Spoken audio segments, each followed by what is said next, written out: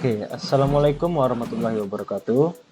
Good morning, everyone. I hope you all doing fine today, and thanks for being here. Before we start, I would like to introduce myself and my friend. So my name is Muhammad Rafi Rizky Johari. You can call me Rafi, and my friend here is. Brito Sarjeni Ningrat. You can call me Bray. Okay, thank you, Bre.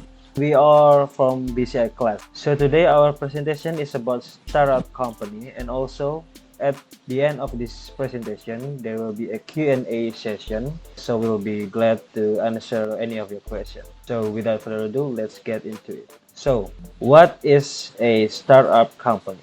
Startup company is a company or project undertaken by an entrepreneur to seek, develop, and validate a scalable economic model, and also to apply technological innovation to run its core business and solve a problem in society, so that it has a disruptive nature in an existing market or industry, or even creates a new industry.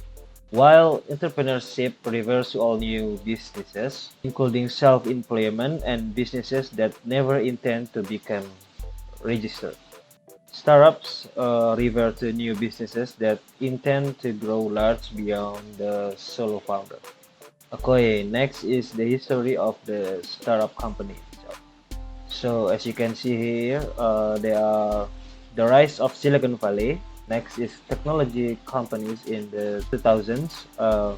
And the last is the startup world today. I'm gonna explain about the rise of the Silicon Valley, and the rest will be explained by my friend Bray.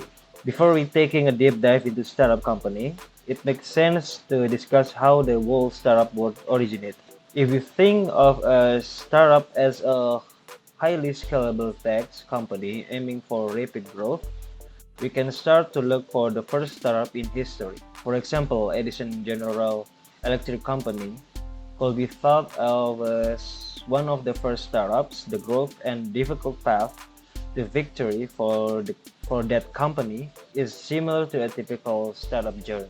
Startups are often linked with the rise of Silicon Valley. This tech company, concentration around Stanford University, has had a huge impact on the technological development of the world since the 1970s. The term Silicon Valley was first made in 1971 in a magazine called Electronic News. In the 1980s, the term Silicon Valley was used to refer to the whole area of Palo Alto, Cupertino, Sunnyvale, and Mountain View, and among others. The startup boom in the area didn't really start until the end of the 1990s, when the dot-com boom took over. The belief in technology and the possibility in the interest in the internet could change the world grew to unparalleled heights. Companies like Amazon and Netscape were paving the way and created the sense that success was waiting for everyone who knew how to register a domain. And things got out of hand, and the dot-com bubble burst, causing one of the biggest crashes in the global economy in recent decades. So even though the dot-com bubble showed that every idea doesn't have value just because it's on the internet, the belief in technology and the internet didn't die out. Well, okay, that's it for me. The rest will be explained by Bray. Bray, please. Okay, thank you, Rafi, for the explanation. So right now, I will continue about history of startup. We continue to the technology companies in the 20s. After the dot-com bubble, the startup community learned from it, moved on, and even accelerated their speed. If we look at the American major technology companies like Facebook, Uber, Airbnb, Twitter, LinkedIn, Tesla, or Dropbox, none of them existed 20 years ago. Even Google was founded 21 years ago. The internet and other modern technologies have created huge business opportunities and the possibilities to grow companies rapidly. These companies have had a fundamental impact on our world. The world's largest media company like Facebook has no content creators on their payroll. The world's largest hotel chain, Airbnb, owns no hotels. The world's largest taxi company, Uber or Gojek in Indonesia, don't own a single taxi or a single car.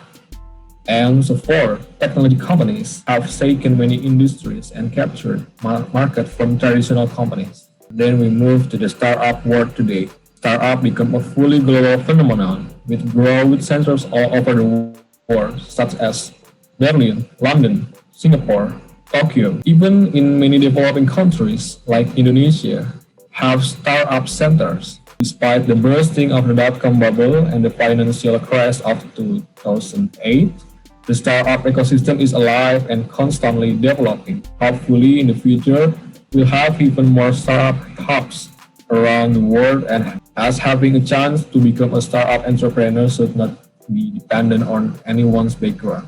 The next part. This is Silicon Valley.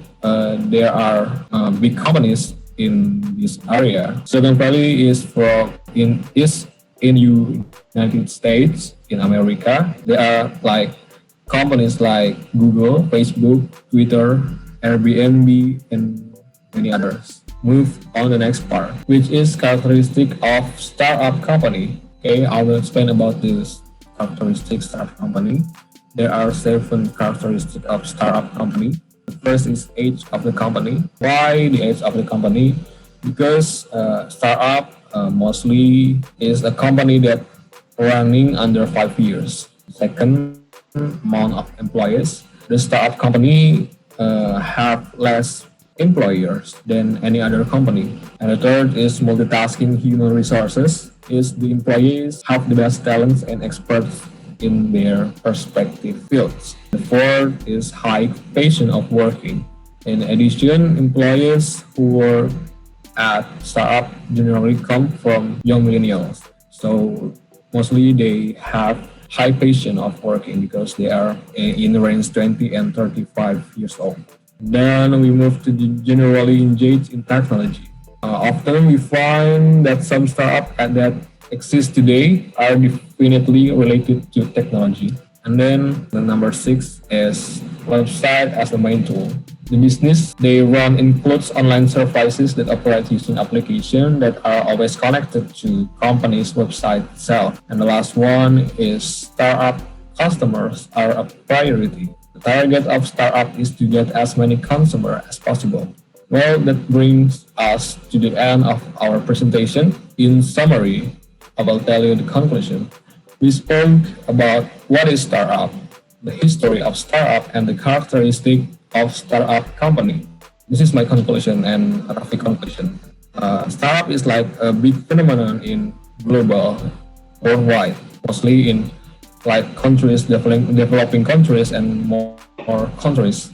And why do we need startups? Because startups are perhaps the most interesting form of company because they offer a unique opportunity to global influence and growth, and opportunity that many people could only dream about a few decades ago.